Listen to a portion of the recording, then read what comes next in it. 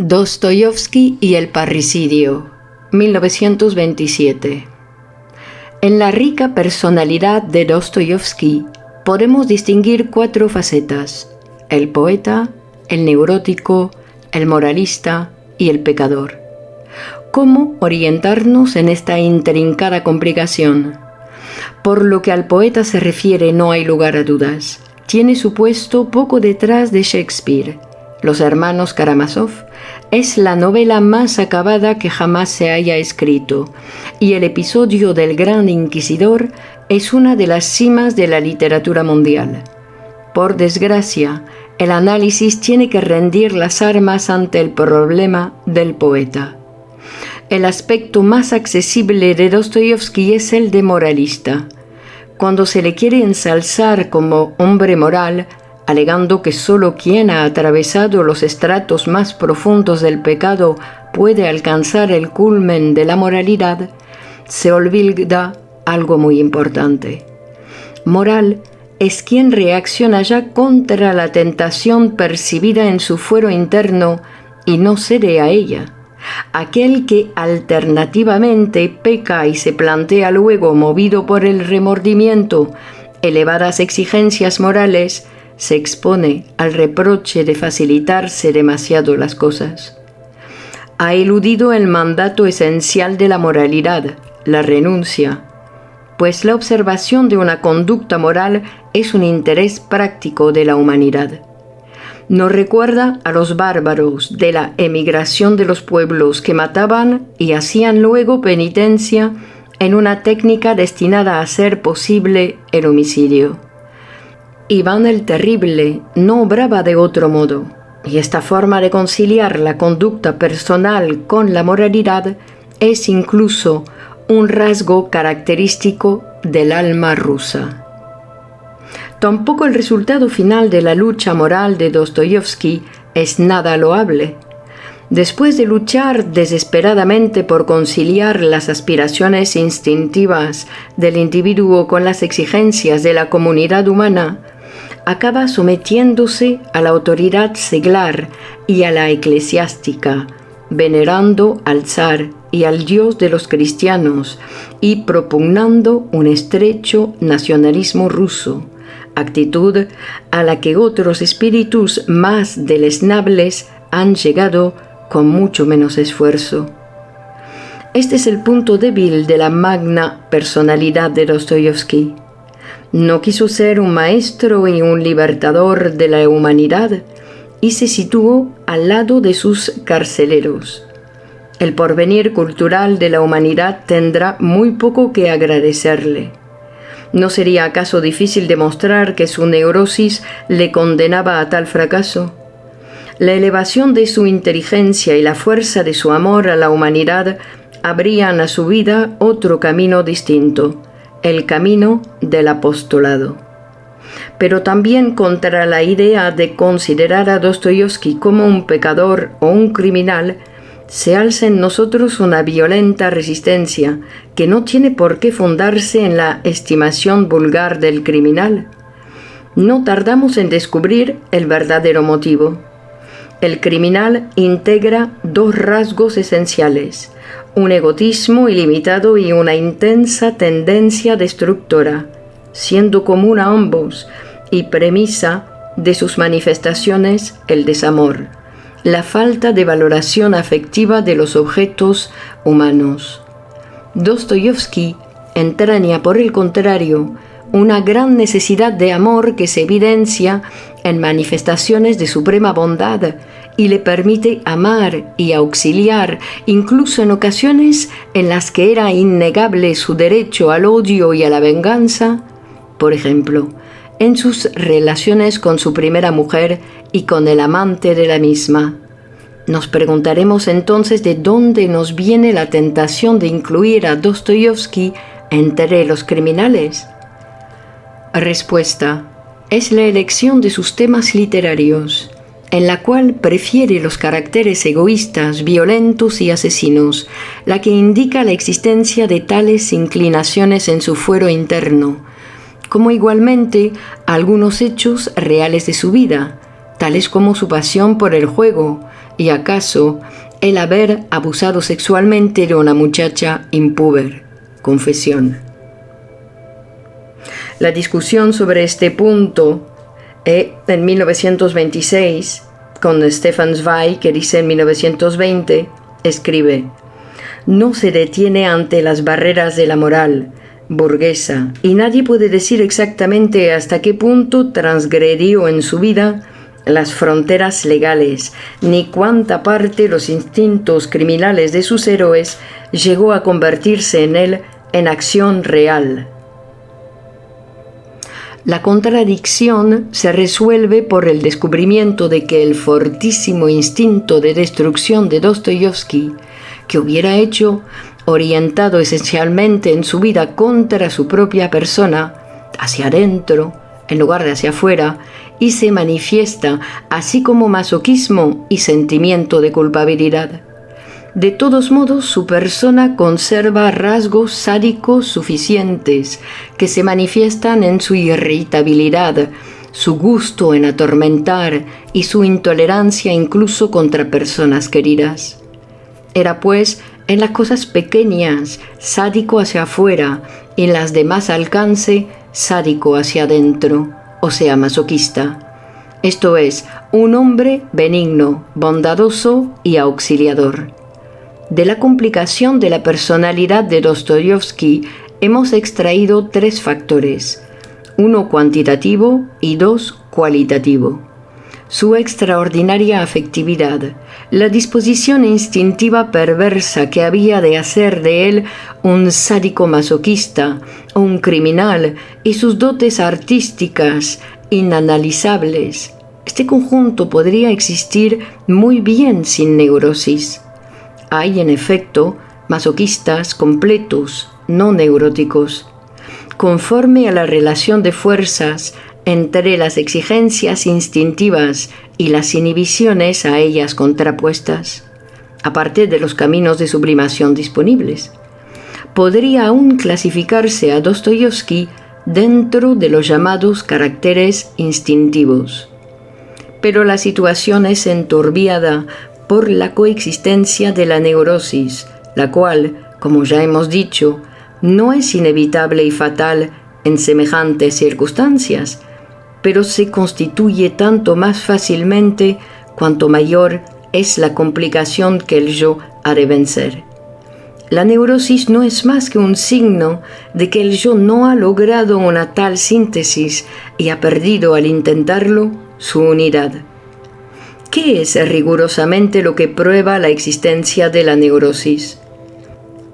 Dostoyevsky se tenía, y era tenido en general, por epiléptico, a causa de los graves ataques de convulsiones musculares que le aquejaban, acompañados de pérdida de conocimiento y seguidos de honda depresión.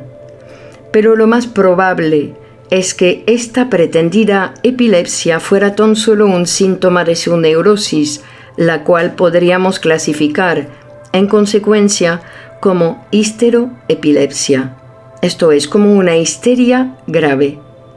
Diagnóstico desde luego inseguro por 2 razones: la insuficiencia y la falta de garantía de los datos acoplados sobre la pretendida epilepsia de Dostoyevsky, y la oscuridad todavía reinante en cuanto a los estados patológicos a los que se enlazan ataques epileptoides. Veamos primero este segundo punto. Sería inútil reproducir aquí toda la patología de la epilepsia, que no llega a conclusión alguna definitiva. Pero sí podemos decirnos que el antiguo morbus sacer, la inquietante enfermedad, con sus ataques convulsivos imprevisibles, no provocados, al parecer, su modificación del carácter en un sentido irritable y agresivo y un rebajamiento progresivo de todas las funciones intelectuales, resalta siempre como una aparente unidad clínica. Ahora bien, sus contornos no se nos muestran claramente delineados. Muy al contrario, van desvaneciéndose hasta una máxima impresión. Los ataques de rápida y brutal aparición son con mordeduras de lengua y evacuación de orina, acumulados al peligrosísimo status epilepticus, durante el cual el sujeto queda expuesto a causarse gravísimas lesiones. Pueden aparecer mitigados hasta breves periodos en los que el enfermo realiza, como bajo el imperio de lo inconsciente, algo totalmente ajeno a él. Somáticamente condicionados en general, pueden, no obstante, deber su génesis primera a un influjo psíquico, a un susto, o reaccionar a estímulos psíquicos. Por muy característico que en la inmensa mayoría de los casos sea el deterioro intelectual, conocemos por lo menos un ejemplo en el que la enfermedad no logró impedir elevados rendimientos de este orden. Otros casos en los que se ha afirmado lo mismo son inseguros o suscitan las mismas dudas que el de Dostoyevsky. Los enfermos de epilepsia pueden hacernos la impresión del embotamiento y de un desarrollo inhibido, así como la enfermedad misma aparece frecuentemente acompañada de idiotez patente y de máximos defectos cerebrales, si bien no como elementos necesarios del cuadro patológico, pero los ataques descritos aquejan también, con todas sus variedades, a personas que manifiestan un pleno desarrollo psíquico y una extraordinaria afectividad, insuficientemente dominada en la mayoría de los casos. No es por tanto de extrañar que en estas circunstancias parezca imposible mantener la unidad de una afección clínica bajo el nombre de epilepsia. La homogeneidad de los síntomas exteriorizados parece demandar una interpretación funcional, como si se hubiera constituido orgánica y previamente un mecanismo de derivación anormal de los instintos, mecanismos al que se recurría en las más diversas circunstancias, tanto con ocasión de perturbaciones de la actividad cerebral por una grave enfermedad como ante un dominio insuficiente de la economía psíquica. Detrás de esta dualidad sospechamos la identidad del mecanismo de derivación de los instintos existentes en el fondo. Este puede también ser un tanto afín a los procesos sexuales tóxicamente motivados en su fondo. Ya los médicos más antiguos decían que el coito era una pequeña epilepsia, reconociendo así en el acto sexual la mitigación y la adaptación de la descarga epiléptica de los estímulos. La reacción epiléptica, términos con los que podemos designar este conjunto, se pone indudablemente a disposición de la neurosis, cuya esencia consiste en derivar por el camino somático aquellas magnitudes de excitación que le es imposible manejar psíquicamente. El ataque epiléptico pasa a ser, de este modo, un síntoma de la histeria y es adaptado y modificado por ella, lo mismo que por la derivación sexual normal. Es por tanto acertado distinguir entre una epilepsia orgánica y una epilepsia afectiva. Prácticamente esta distinción significa que quien padece la primera es un enfermo del cerebro y quien padece la segunda, un neurótico. En el primer caso, la vida anímica sufre una perturbación ajena a ella y procedente del exterior. En el segundo, la perturbación es una manifestación de la vida anímica misma. Es muy probable que la epilepsia de Dostoyevsky fuera de este segundo género, pero no es acerero probarlo rigurosamente, pues tendríamos que poder insertar la primera aparición y las oscilaciones posteriores de los ataques en el conjunto de la vida anímica, y no poseemos datos bastantes para ello. Las descripciones de los ataques mismos no nos ilustran nada, y las noticias que poseemos sobre las relaciones entre los ataques y las vivencias del sujeto son insuficientes y a veces contradictorias. La hipótesis más verosímil es la de que los ataques comenzaron muy pronto, ya en la niñez de Dostoyevsky, siendo primeramente representados por síntomas benignos y adoptando luego la forma epiléptica. Cuando a los 18 años de edad sufrió el sujeto la conmoción de una terrible vivencia, el asesinato de su padre. En el ensayo de René Fulop Miller de 1924, es singularmente interesante el dato de que en la infancia del poeta le sucedió algo terrible, inolvidable y dolorosísimo, a lo cual deben referirse los primeros indicios de su enfermedad. Véase también Orest Miller de 1921. Poseemos, sin embargo, sobre la enfermedad de Fyodor Mikhailovich otro dato particular que se refiere a su más temprana infancia y relaciona la enfermedad con un suceso trágico acaecido en la vida familiar de los padres de Dostoyevsky. Pero aunque este dato me ha sido comunicado verbalmente por alguien muy próximo a Fyodor Mikhailovich, no puedo decidirme a reproducirlo aquí precisa y detalladamente por cuanto he logrado confirmarlo. La literatura biográfica y la investigación de las neurosis no pueden ciertamente mostrarse agradecidas a esta discreción de O. Miller. Sería muy adecuado que durante el tiempo de su encarcelamiento en Siberia hubieran remitido por completo los ataques, pero otros datos contradicen tal hipótesis. La mayoría de los datos, y entre ellos la propia manifestación de Dostoyevsky, afirman más bien que solo durante la prisión en Siberia adquirió ya su enfermedad su definitivo carácter epiléptico. Desgraciadamente, las manifestaciones autobiográficas de los neuróticos carecen de toda garantía de exactitud. La experiencia ha demostrado que su memoria incurre en falsedades encaminadas a desgarrar un encadenamiento casual. Mas parece seguro que la prisión en las cárceles siberianas modificó también profundamente la enfermedad de Dostoyevsky.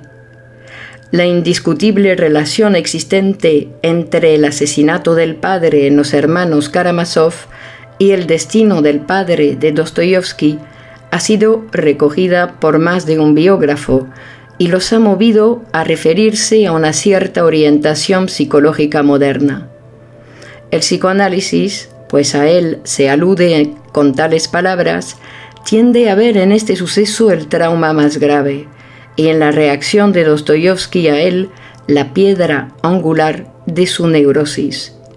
Ahora bien, al tratar de fundamentar psicoanalíticamente esta tesis, temo resultar incomprensible a los lectores poco o nada familiarizados con las doctrinas y la terminología de nuestra disciplina. Tenemos un punto de partida seguro. Conocemos el sentido de los primeros ataques de Dostoyevsky en sus años jóvenes, mucho antes de la aparición de la epilepsia. Estos ataques significan la muerte. Eran precedidos de accesos de miedo a morir y consistían en estados de sueño letárgico. La enfermedad se apoderó de él inicialmente siendo aún un niño, bajo la forma de una profunda melancolía repentina e inmotivada. Un sentimiento, según el mismo Dostoyevsky, cuenta luego a su amigo Stravshov, como si fuera a morirse al instante, y efectivamente, a tal sentimiento seguía un estado análogo a la verdadera muerte. Su hermano Andrés cuenta que ya en años infantiles, Fedor solía dejar al lado de su cama, antes de acostarse, una nota en la que expresaba su temor de caer durante la noche en un estado letárgico análogo a la muerte, y rogaba que, si así sucedía, no le enterraran hasta pasados 5 días. Conocemos el sentido y la intención de tales ataques que fingen la muerte. Suponen una identificación con un muerto, con una persona que ha muerto realmente o que vive aún, pero a la que se desea la muerte. Este último caso es el más importante. El ataque tiene entonces el valor de un castigo.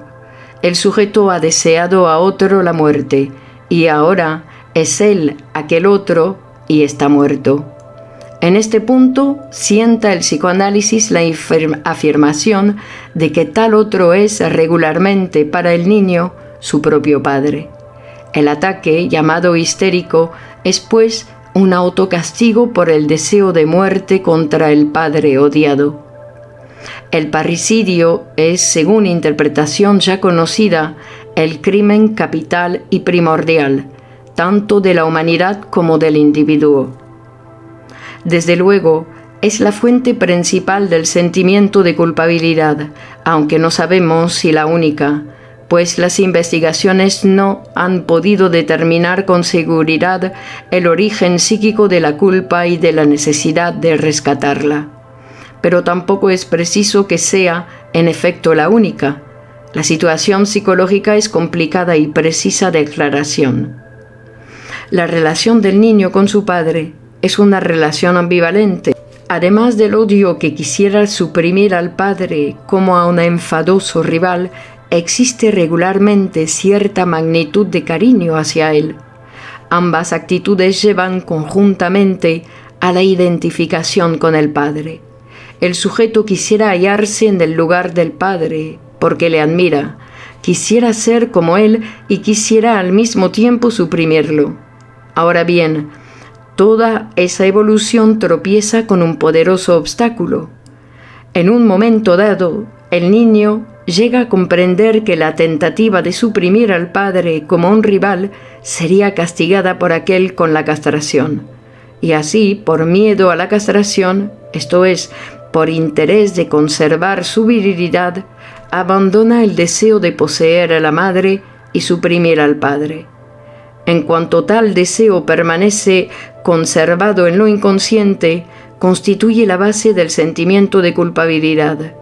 Todos estos son, a nuestro juicio, procesos normales, el destino normal del llamado complejo de Edipo. A ello vamos a añadir ahora un complemento importantísimo. Una complicación más surge cuando en el niño se haya intensamente desarrollado aquel factor al que damos el nombre de bisexualidad. Entonces, ante la amenaza de perder la virilidad por obra de la castración, se intensifica la tendencia a encontrar una salida por el lado de la feminidad, situándose en el lugar de la madre y adoptando su papel de objeto erótico para con el padre. Pero el miedo a la castración hace también imposible esta solución. El sujeto comprende que también habrá de someterse a la castración si quiere ser amado, como una mujer, por el padre. De este modo, ambos impulsos, el odio al padre y el enamoramiento del padre, sucumben a la represión. Una diferencia psicológica se diseña, sin embargo, en este punto, pues el odio al padre es abandonado a causa del miedo a un peligro exterior, la castración, en tanto que el enamoramiento es tratado como un peligro instintivo interior, que de todos modos se reduce en el fondo, de nuevo, al mismo peligro exterior. Lo que hace inadmisible el odio al padre es el miedo al mismo. La castración es temerosa, tanto en calidad de castigo como en calidad del precio del amor. De los dos factores que reprimen el odio al padre, el primero, el miedo directo al castigo y a la castración, puede ser calificado de normal, mientras que la intensificación patógena parece ser aportada por el otro factor, el miedo a la actitud femenina.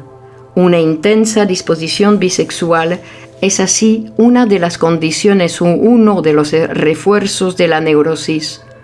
Podemos estar casi seguros de que Dostoyevsky entrañaba tal disposición, manifiesta en la importancia que tuvieran en su vida las amistades masculinas, homosexualidad latente, en su conducta singularmente cariñosa para con sus rivales en amor y en su excelente comprensión de situaciones sólo explicables por una homosexualidad reprimida, como lo prueban múltiples pasajes de sus novelas.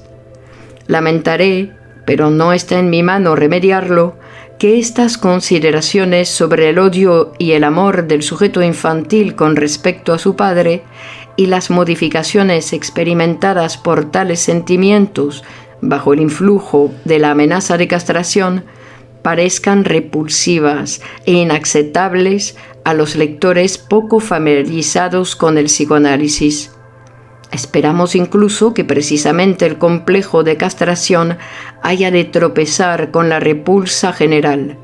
Pero no podemos menos de insistir con máxima energía en que la experiencia psicoanalítica deja fuera de toda duda estas circunstancias y nos hace ver en ellas la clave de toda neurosis.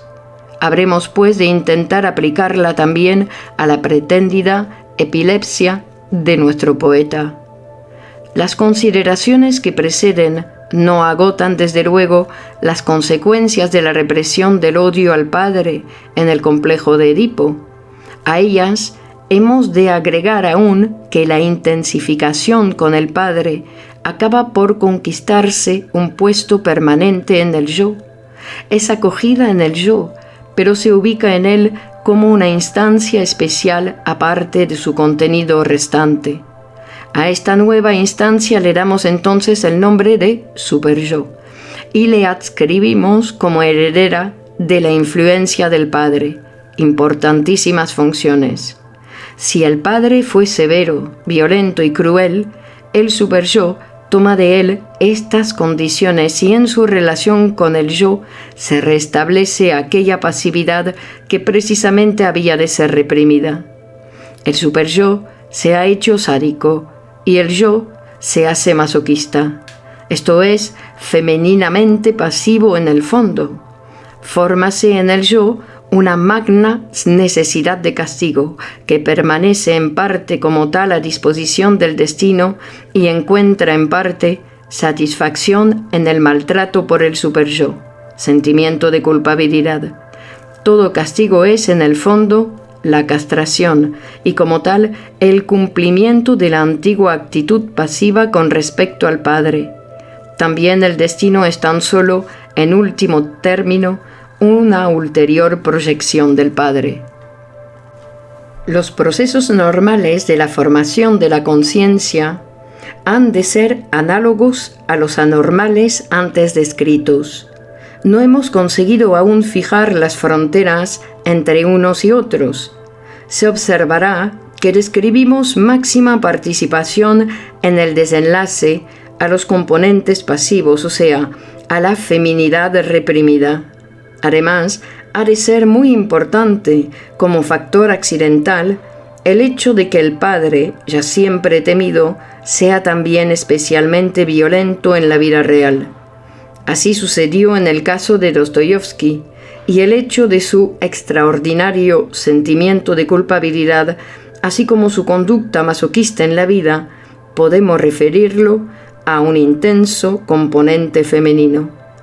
Así pues, la fórmula correspondiente a Dostoyevsky será esta: un sujeto de disposición bisexual particularmente intensa, que puede defenderse con singular energía su dependencia de un padre, especialmente duro. Este carácter de la bisexualidad lo añadimos a los componentes de su personalidad antes fijados. El síntoma temprano de los ataques de muerte se nos explica así como una identificación con el padre, tolerada por el superyo con un fin punitivo. ¿Has querido matar a tu padre para ocupar tú su lugar? Pues bien, ahora eres tú el padre, pero el padre muerto. Tal es el mecanismo corriente de los síntomas histéricos, y además ahora el padre te mata a ti. Para el yo, el síntoma de la muerte es la satisfacción imaginativa del deseo masculino y al mismo tiempo una satisfacción masoquista. Para el superyo es una satisfacción del impulso punitivo, o sea, una satisfacción sádica. Ambos, el yo y el superyo, siguen desempeñando el papel del padre. En conjunto, la relación entre la persona y el objeto paterno se ha transformado conservando su contenido en una relación entre el yo y el superyo, constituyendo una reposición de la misma obra en un nuevo escenario. Tales reacciones infantiles, emanadas del complejo de Edipo, pueden extinguirse cuando la realidad deja de aportarles alimento. Pero el carácter del padre sigue siendo el mismo e incluso empeora con los años, y de este modo también perdura en Dostoyevsky el odio al padre, su deseo de muerte contra aquel padre cruel. Ahora bien, es harto peligroso que la realidad llegue a cumplir tales deseos reprimidos. La fantasía se hace así realidad, y todas las medidas defensivas quedan reforzadas. Los ataques de Dostoyevsky toman entonces carácter epiléptico, siguen entrañando el sentido de una identificación punitiva con el padre, pero se hacen más temerosos, como terrible ha sido la muerte del padre mismo. Lo que no podemos adivinar es en qué otro contenido, particularmente de orden sexual, hubo de agregarse a ellos. Hallamos algo en extremo singular. En el aura del acceso, el sujeto vive un instante de máxima felicidad, fijado acaso por el sentimiento de triunfo y de liberación emergentes al recibir la noticia de la muerte, al que sigue en el acto el castigo, tanto más cruel. Una tal sensación de triunfo y duelo, alegría festiva y duelo, la hallamos también repetida entre los hermanos de la horda primordial, que después de matar al padre, lo vuelven a hallar en la ceremonia de la comida totémica. La mejor información sobre el sentido y contenido de los ataques de Dostoyevsky nos la procura el propio interesado, al comunicar a su amigo Stratchov que la irrebatibilidad y la depresión que le asaltaban después de sus ataques epilépticos tenían su origen en el hecho de que en tales periodos se aparecía a sí mismo como un criminal y no podía libertarse del sentimiento de haber echado sobre sí una terrible culpa incógnita, haber cometido un terrible crimen que le agobiaba. En tales acusaciones, en tales autoacusaciones, ve el psicoanálisis la revelación de una parte de la realidad psíquica y se esfuerza en dar a conocer a la conciencia la culpa desconocida. Si fuera cierto que Dostoyevsky no sufrió ataque ninguno mientras estuvo en Siberia, ello confirmaría que sus ataques eran su castigo, no necesitándolos, por tanto, mientras sufría otro de distinto género. Pero esta circunstancia resulta indemostrable. Esta necesidad de castigo de la economía psíquica de Dostoyevsky explica más bien que pudiera atravesar sin grave quebranto tales años de miseria y humillaciones. La condena de Dostoyevsky como delincuente político fue injusta. Dostoyevsky tenía que darse cuenta de ello, pero aceptó el castigo inmediato que al zar, el padrecito, le imponía, como sustitución del castigo al que su pecado contra su verdadero padre le había hecho acreedor. En lugar de entregarse al autocastigo, se dejó castigar por el representante del padre. En este punto vislumbramos una parte de la justificación psicológica de las penas impuestas por la sociedad. Es indudable que grandes grupos de delincuentes piden y ansían el castigo. Su superyo lo exige y evita así tener que imponerlo por sí mismo. Quienes conocen los complicados cambios de sentido de los síntomas histéricos comprenderán que lo emprendemos aquí una tentativa de descubrir más allá de este punto inicial el sentido de los ataques de Dostoyevsky. Ya es bastante poder suponer que su sentido original permaneció inmutable detrás de todas las estratificaciones ulteriores. Podemos decir que Dostoyevsky no se vio jamás libre de remordimientos por su primitivo propósito parricida. Tales remordimientos determinaron también su actitud en los otros dos sectores en los que la relación paterno-filial da la norma, esto es, ante la autoridad estatal y ante la creencia en Dios.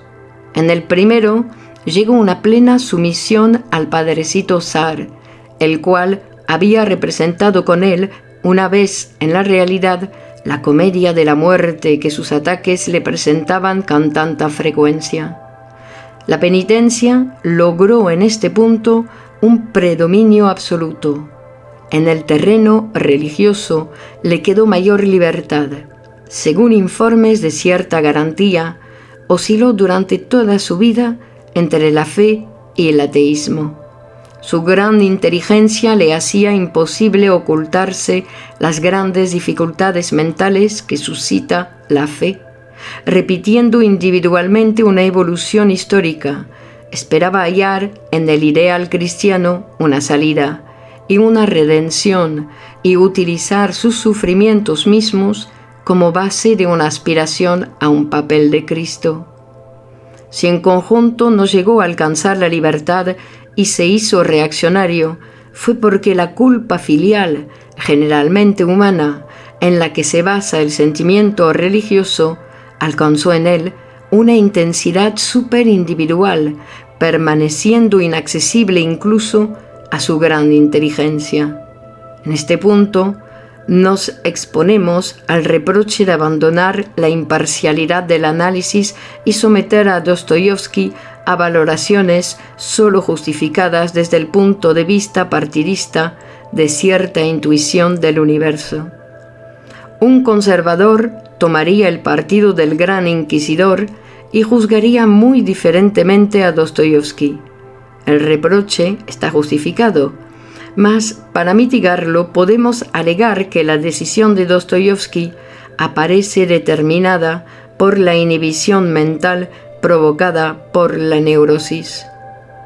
No cabe atribuir al azar que 3 obras maestras de la literatura universal traen el mismo tema, el parricidio.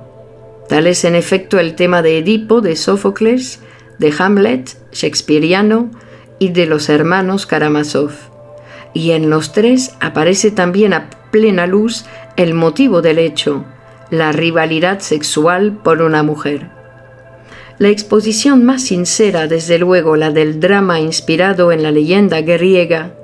En él el protagonista mismo ha cometido el hecho.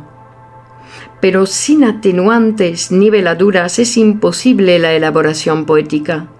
La confesión desnuda del propósito de suprimir al padre, tal como tendemos a conseguirlo en el análisis, parece intolerable sin una previa preparación analítica.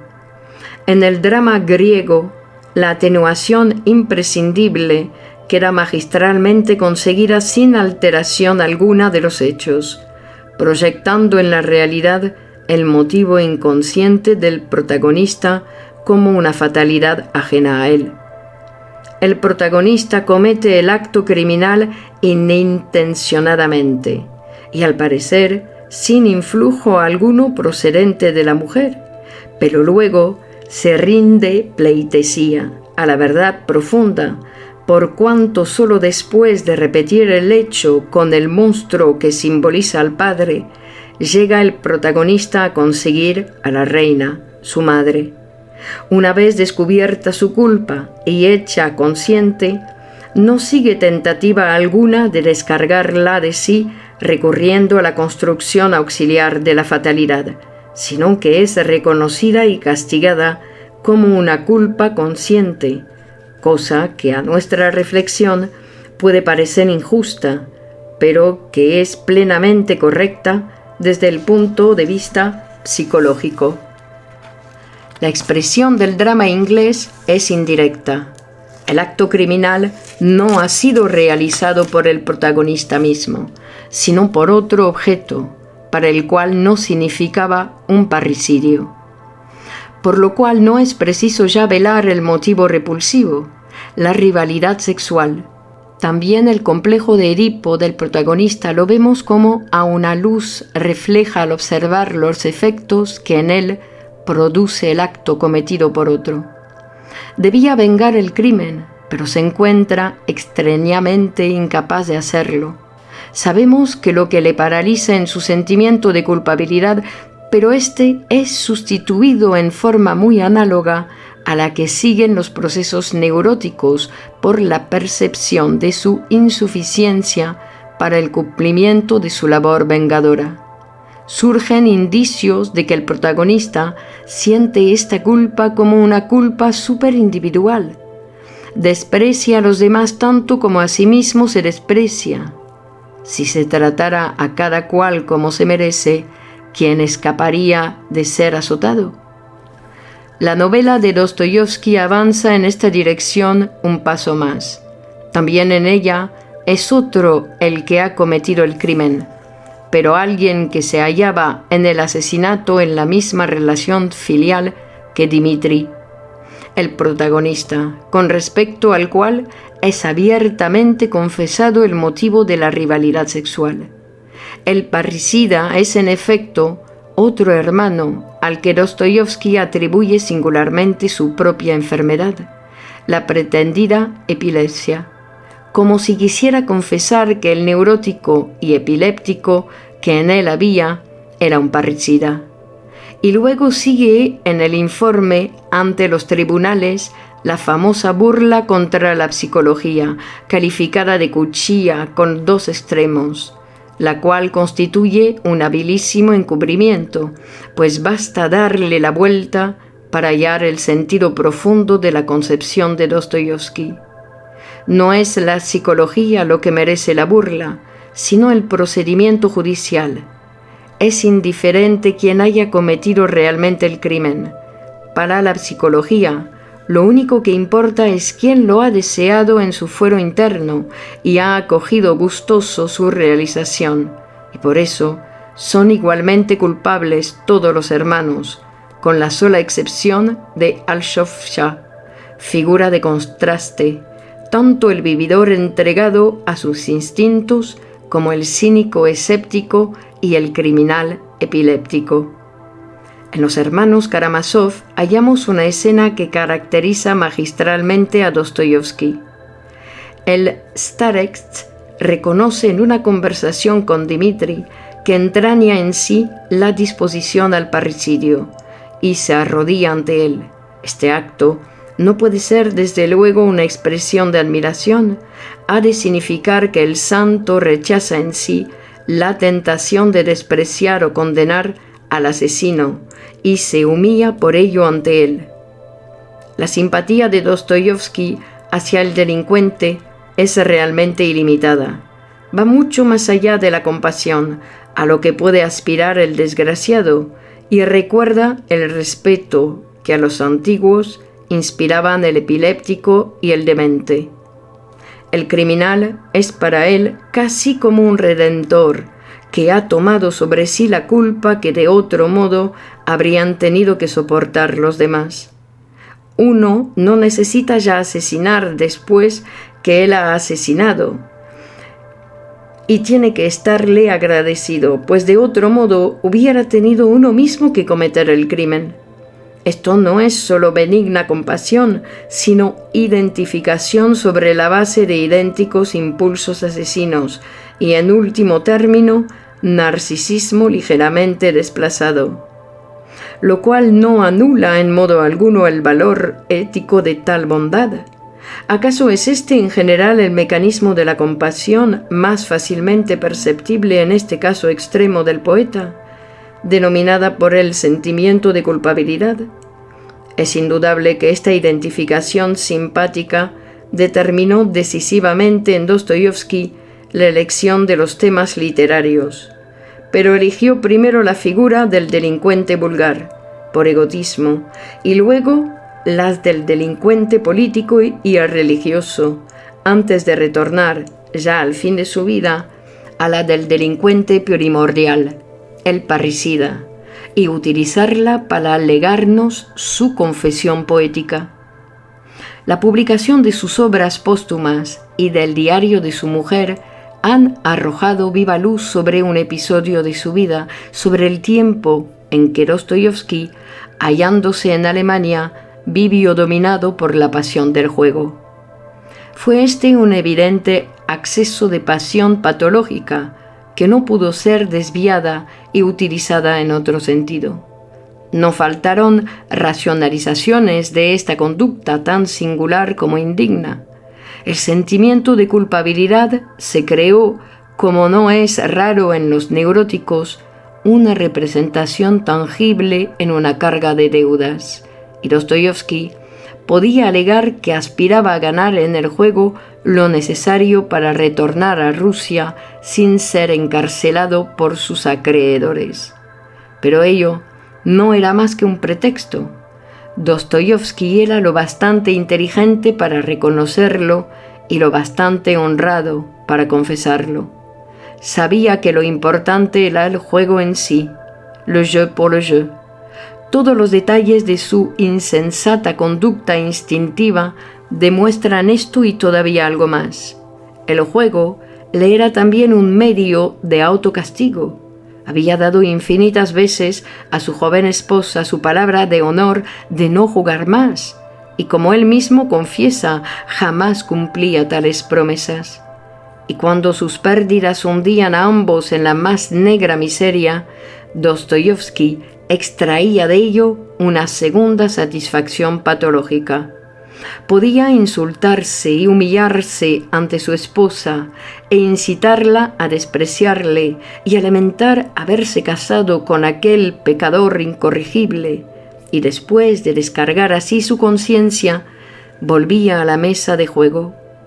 Su joven mujer se acostumbró a este ciclo, pues observó que aquello que únicamente podía en realidad salvarlos, la producción literaria, nunca marchaba mejor que después de haber perdido todo y haber empeñado todo su ajuar. Pero como es natural, no llegó a comprender la relación dada. Cuando su sentimiento de culpabilidad quedaba satisfecho por el castigo que él mismo se había atraído, cesaba su incapacidad para el trabajo y se permitía dar unos cuantos pasos por el camino del éxito. Él siempre permanecía en la mesa de juego hasta haber perdido todo y quedar completamente arruinado. Solo al ser completado el daño se alejaba el demonio de su alma, dejando cabida al genio creador.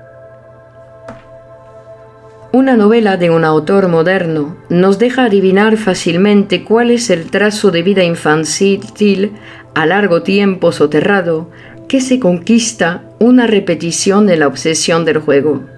Stefan Zweig, que por cierto ha dedicado también un estudio a Dostoyevsky, nos ofrece en una novela corta titulada 24 horas de la vida de una mujer, una pequeña obra maestra que aparentemente se propone hacer observar cuán irresponsable es la mujer y a qué sorprendentes extralimitaciones puede ser impulsada por una represión inesperada.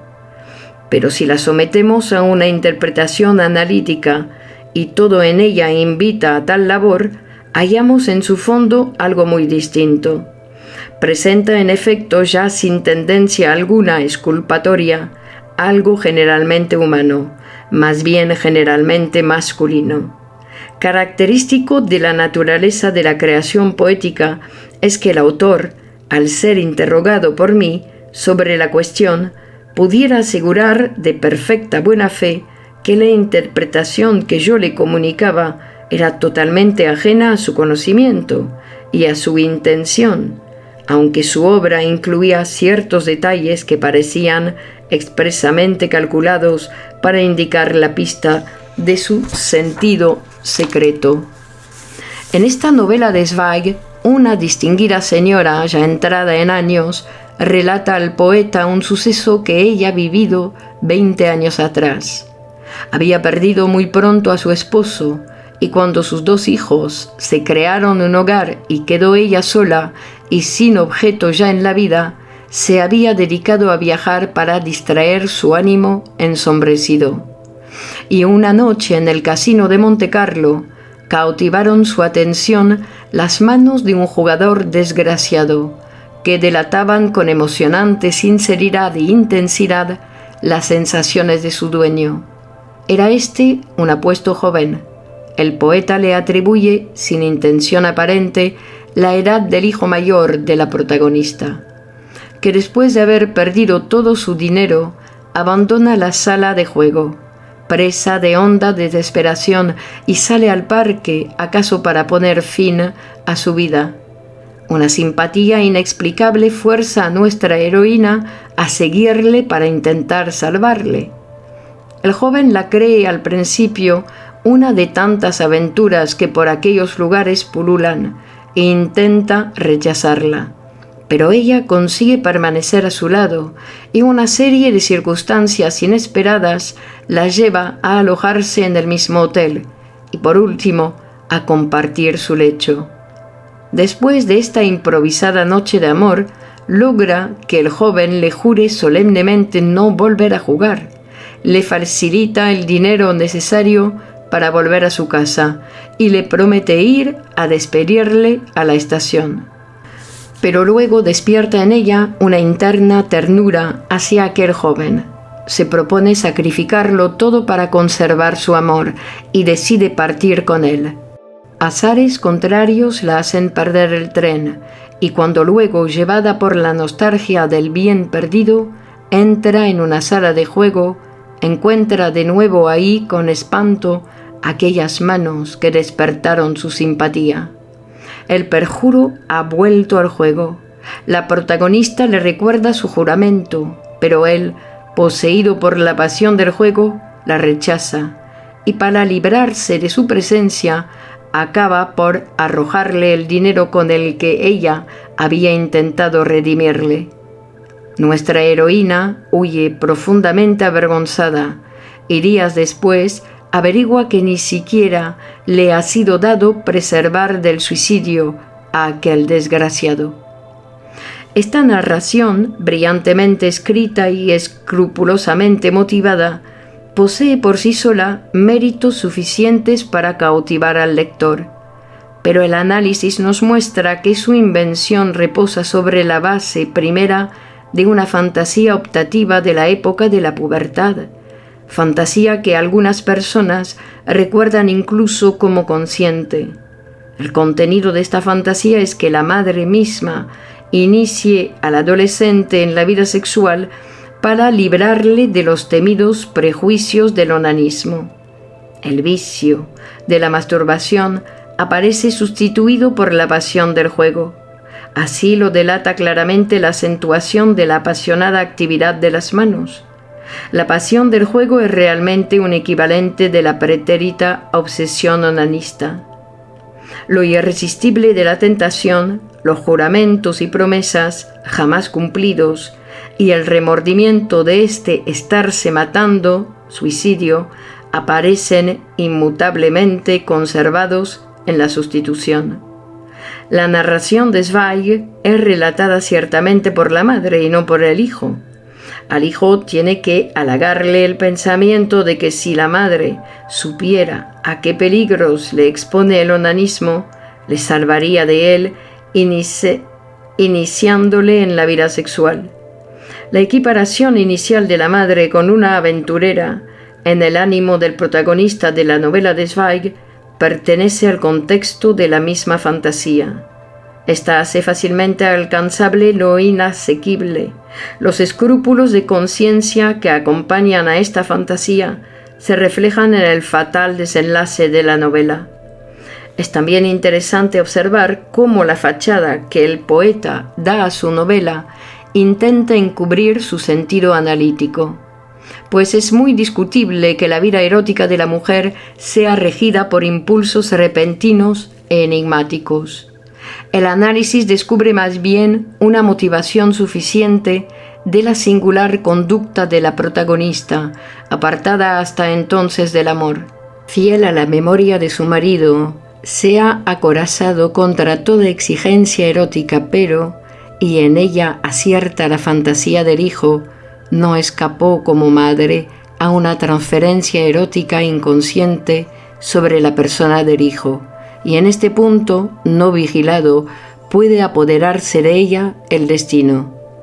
si la pasión del juego, con sus vanos intentos de deshabituación y las ocasiones que ofrece para el autocastigo, es una reproducción de la obsesión masturbadora, no puede ya extrañarnos que conquistará un lugar tan importante en la vida de Dostoyevski.